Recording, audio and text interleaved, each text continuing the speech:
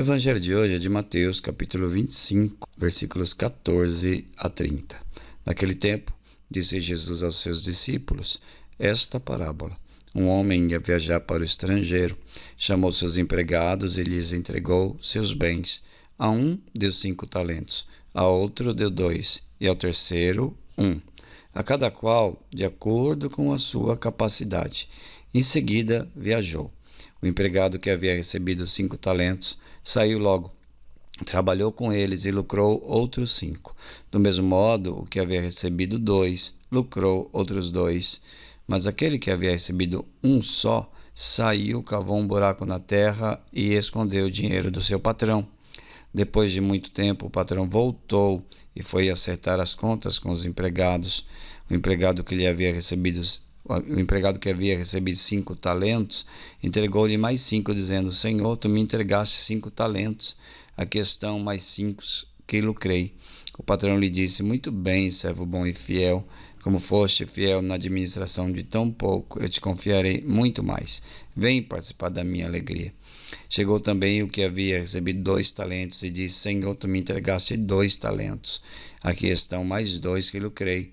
O patrão lhe disse: Muito bem, servo bom e fiel, como foste fiel na administração de tão pouco, eu te confiarei muito mais. Vem participar da minha alegria. Por fim chegou aquele que havia recebido 1 talento e disse: Senhor, sei que és um homem severo, pois colhes onde não plantaste e ceifas onde não semeaste. Por isso fiquei com medo e escondi o teu tesouro no chão. Aqui tens o que te pertence.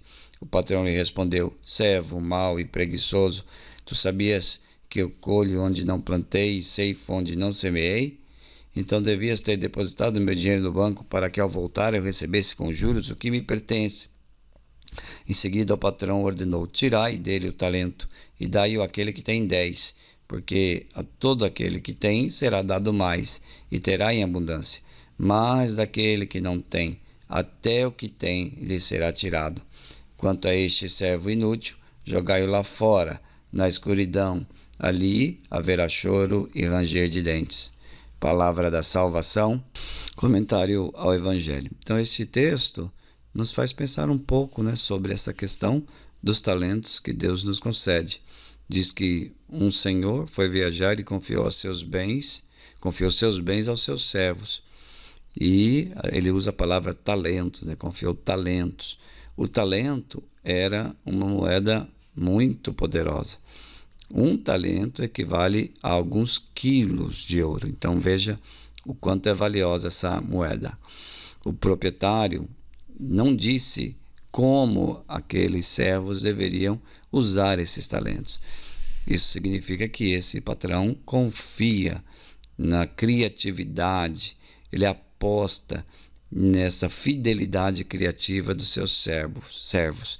E aí cada um recebeu uma quantidade de talentos conforme a sua capacidade. Por isso tem essa diferença de números. Na parábola, no entanto, tem um que pratica uma omissão. Ele esconde o tesouro na terra. Ele teve medo, escondeu o talento e se recusou a compartilhar esse talento, a fazer frutificar esse talento. Escondeu no chão, como que para ter segurança, como que pensando em devolver com segurança aquilo que ele tinha recebido. Ele preferiu não se arriscar por causa do medo. Então aqui nós vemos como se fosse um cristão que nunca se arrisca e que por isso não cresce. Um cristão que não busca caminhos novos e por isso não cresce. Um cristão que não se aventura em sair do lugar onde está.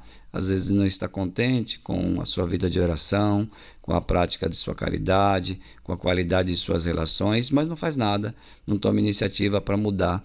Às vezes simplesmente age ou deixa de agir por causa do medo, Não age com medo de ficar pior. Ou então só faz as mesmas coisas que fez, mesmo sabendo que não tem qualidade. E porque não consegue vislumbrar que mudando pode ter ganhos, pode melhorar.